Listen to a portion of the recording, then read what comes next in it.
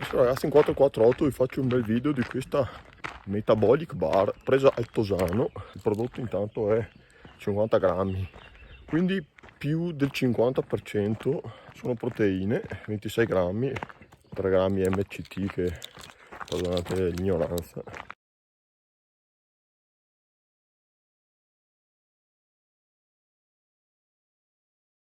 (0,95 1 grammo di zucchero, gusto cacao). Adesso vi leggo tutte le specifiche. Alto contenuto di fibre, glutine, olio di palma e OGM free libero, low carb, pochi carboidrati.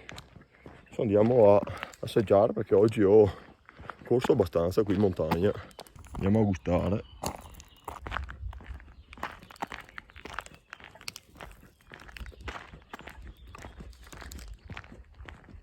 Non male, dai.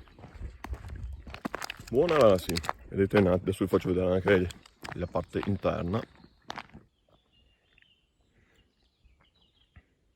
Buona buona come gusto ragazzi, do un bel 7,5 come gusto.